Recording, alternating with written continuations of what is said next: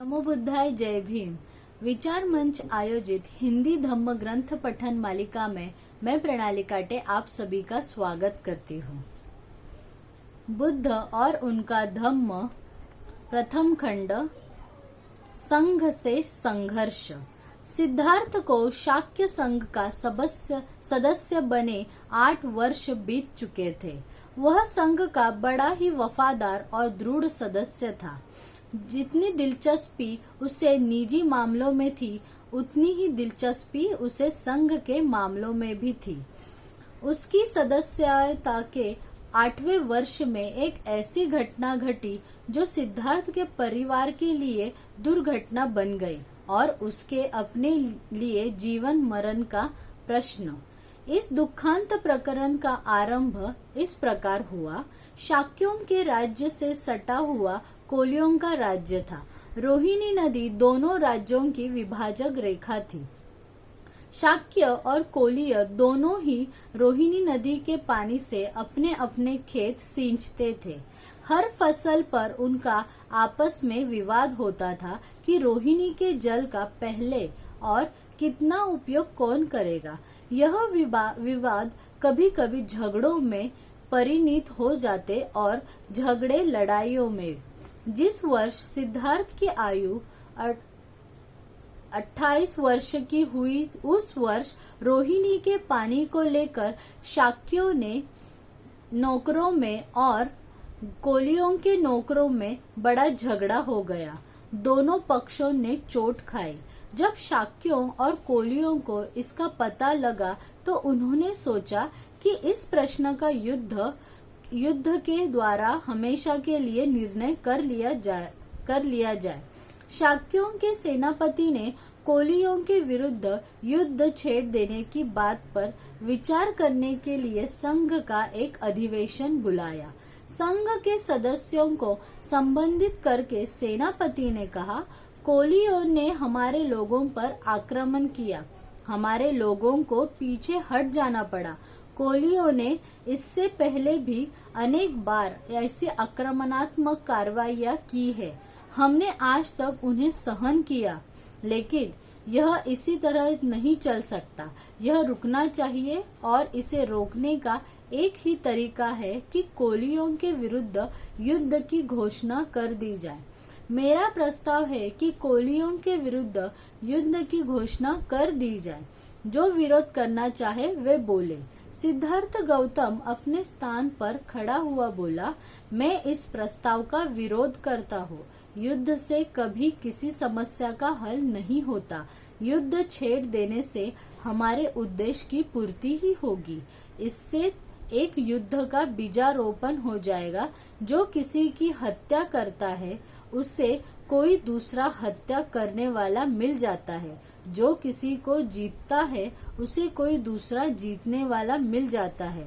जो किसी को लूटता है उसे कोई लूटने वाला मिल जाता है। सिद्धार्थ गौतम ने अपनी बात जारी रखी। मुझे ऐसा लगता है कि शाक्यों को कोलियों के विरुद्ध युद्ध छेड़ने में जल्दबाजी से काम नहीं लेना चाहिए। पहले सावधानी से इस बात की जांच करनी चाहिए कि वास्तव में दोषी पक्ष कौन सा है। मैंने सुना है कि हमारे आदमियों ने भी ज्यादती की है। यदि ऐसा है तो हम भी निर्दोष नहीं है। सेनापति ने उत्तर दिया, यह ठीक है कि हमारे आदमियों ने ही पहल की थी, लेकिन यह याद रहना चाहिए कि पहले पानी लेने का भी यही हमारी बारी थी। सिद्धार्थ गौतम ने कहा, इससे स्पष्ट है कि हम भी सर्वथा निर्दोष नहीं है। इसलिए मेरा प्रस्ताव है कि हम अपने में से 2 आदमी चुने और कोलियों में से भी कहा जाए कि वे भी अपने में से 2 आदमी चुने और फिर यह चारों मिलकर एक 5वां आदमी चुने। ये 5 आदमी मिलकर झगड़े का निपटारा कर दे। सिद्धार्थ गौतम ने प्रस्ताव में जो परिवर्तन सुझाया था उसका विधिवत समर्थन हो गया, किंतु सेनापति ने विरोध किया। कहा, मुझे निश्चय है कि जब तक कोलियों को कड़ा दंड नहीं दिया जाता तब तक उनका यह टंटा समाप्त नहीं होगा। प्रस्ताव और उसमें सुझाए हुए परिवर्तन पर मत लेने आवश्यक हो गए। पहले सिद्धार्थ के सुझाए परिवर्तन पर ही मत लिए गए। बहुत बड़े बहुमत से सिद्धार्थ का सुझाव अमान्य हो गया। इसके बाद सेनापति ने स्वयं अपने प्रस्ताव पर मत मांगे। सिद्धार्थ गौतम ने फिर खड़े होकर विरोध किया। उसने कहा, मेरी प्रार्थना है कि संघ इस प्रस्ताव को स्वीकार न करे। शाक्य और कोलीय निकट संबंधी है। परस्पर एक दूसरे का नाश करने में बुद्धिमानी नहीं है। सेनापति ने सिद्धार्थ गौतम की स्थापना का सर्वथा विरोध किया। उसने इस बात पर जोर दिया कि युद्ध में क्षत्रियों के लिए कोई अपना पराया नहीं होता। राज्य के लिए उन्हें अपने सगे भाइयों से भी लड़ना ही चाहिए। ब्राह्मणों का धर्म है यज्ञ करना, क्षत्रियों का धर्म है युद्ध करना, वैश्यों का धर्म है व्यापार करना और शूद्रों का धर्म है सेवा करना। हर किसी को अपना अपना धर्म निभाने में ही पुण्य है। यही शास्त्रों की आज्ञा है। सिद्धार्थ का उत्तर था, जहाँ तक मैं समझता हूँ, धर्म तो इस बात में हृदयमग करने में है कि वैर से वैर कभी शांत नहीं होता। यह केवल अवैर से ही शांत हो सकता है। सेनापति बेसब्र हो उठा, बोला, इस दार्शनिक शास्त्रार्थ में पढ़ना बेकार है। स्पष्ट बात यह है कि सिद्धार्थ को मेरा प्रस्ताव अमान्य है। हम संघ का मत लेकर इसका निश्चय करें कि संघ का क्या विचार है। तदनुसार सेनापति ने अपने प्रस्ताव पर लोगों के मत मांगे। बड़े भारी बहुमत से प्रस्ताव पास हो गया। देश छोड़ जाने को सुझावा। दूसरे दिन सेनापति ने शाक्य संघ की दूसरी सभा बुलाई। इसका उद्देश्य था कि उसके अनिर्वाय सैनिक भर्ती के प्रस्ताव पर विचार हो।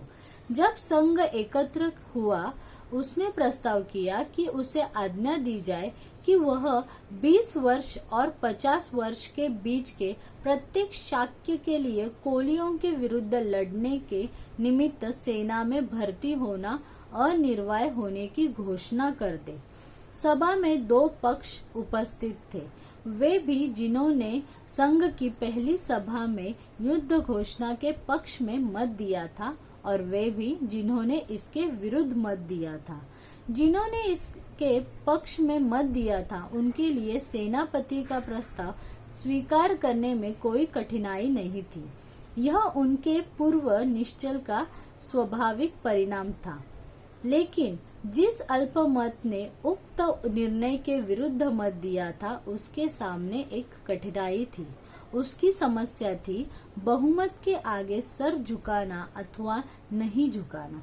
अल्पमत का निश्चय था कि बहुमत के आगे सिर न झुकाया जाए। इसलिए उन्होंने उस सभा में उपस्थित रहने का भी निर्णय किया था। दुर्भाग्य से किसी में यह साहस नहीं था कि यही बात खुलकर कह सके। कदाचित वे बहुमत का विरोध करने के परिणामों से परिचित थे। जब सिद्धार्थ ने देखा कि उसके समर्थक मौन है, तो वह उठ खड़ा हुआ और उसने संघ को संबोधित करके कहा, मित्रों, आप जो चाहे कर सकते हैं। आपके साथ बहुमत है, लेकिन मुझे खेद के साथ यह कहना पड़ता है कि मैं अनिर्वाय सैनिक भर्ती का विरोध करूंगा। मैं आपकी सेना में सम्मिलित नहीं होऊंगा। मैं युद्ध में भाग नहीं लूंगा। सिद्धार्थ गौतम को उत्तर देते हुए सेनापति ने कहा, उस शपथ की याद करो जो तुमने संघ का सदस्य बनते समय ग्रहण की थी। यदि तुम अपने दिए गए वचनों में से किसी एक का भी पालन न करोगे तो तुम सार्वजनिक निंदा के भाजन बनोगे। सिद्धार्थ का उत्तर था, निस्संदेह मैंने तो अपने तन मन धन से शाक्यों के हितों की रक्षा करने का वचन दिया है, लेकिन मैं नहीं समझता कि यह युद्ध शाक्यों के हित में है।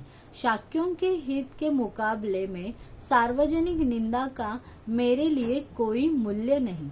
सिद्धार्थ ने संघ को इस बात की याद दिलाई और सावधान किया कि कोलियों से निरंतर झगड़ते रहने के कारण शाक्य संघ बहुत कुछ कौशल नरेश के हाथ का खिलौना बन गया है।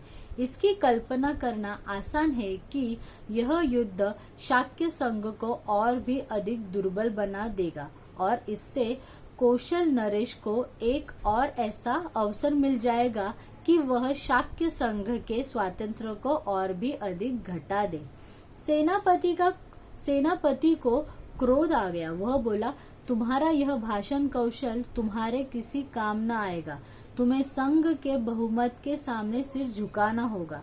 शायद तुम्हें इस बात का बहुत भरोसा है कि कौशल नरेश की अनुमति के बिना संघ अपनी आज्ञा की अवहेलना करने वाले को फांसी या देश से निकाल जाने की सजा नहीं दे सकता, और यदि इनमें से कोई भी एक दंड तुम्हें दिया जाए तो कौशल नरेश इसकी अनुमति नहीं देगा।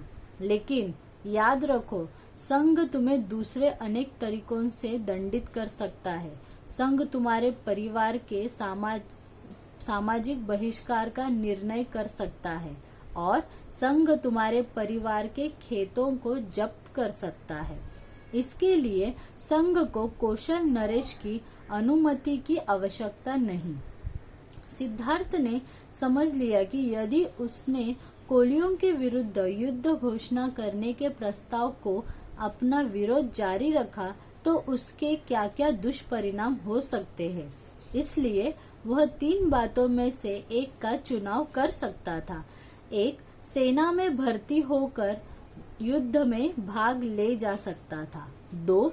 फांसी पर लटकना या देश से निकाल दिया जाना स्वीकार कर सकता था। 3. अपने परिवार के लोगों का सामाजिक बहिष्कार और उनके खेतों की जब्ती के लिए राजी हो सकता था। पहली बात वह किसी भी हालत में स्वीकार नहीं कर सकता था। वह इस विषय में दृढ़ था। तीसरी बात पर तो वह विचार तक न कर सकता था। इस परिस्थिति में उसने सोचा कि उसके लिए दूसरी बात ही सर्वाधिक मान्य हो सकती है। तदनुसार सिद्धार्थ ने संघ को संबोधित किया, कृपया मेरे परिवार को दंडित न करें। सामाजिक बहिष्कार द्वारा उन्हें कष्ट न दे। उनके खेत जब्त करके उन्हें जीविका विहीन न करें। वे निर्दोष है, अपराधी मैं ही हूँ। मुझे अकेले ही अपने अपराध का दंड भोगने दे। चाहे आप मुझे फांसी पर लटका दे और चाहे देश से निकाल दे, चाहे आप दंड दे, मैं खुशी से इसे स्वीकार कर लूंगा और मैं इस बात का वचन देता हूँ कि मैं इसकी शिकायत कौशल नरेश से न करूंगा। तो आज का भाग हम यही समाप्त कर रहे हैं। नमो बुद्धाय, जय भीम।